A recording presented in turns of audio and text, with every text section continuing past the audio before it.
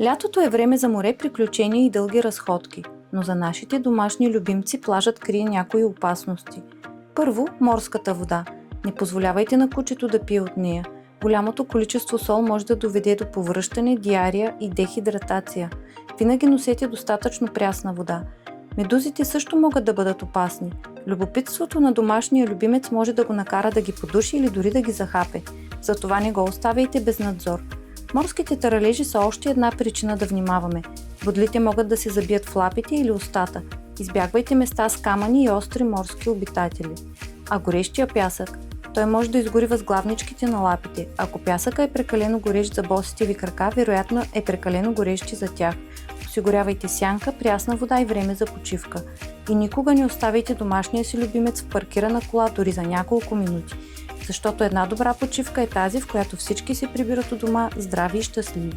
Ако въпреки всичко се случи инцидент или забележите необичайни симптоми, не чакайте състоянието да се влоши.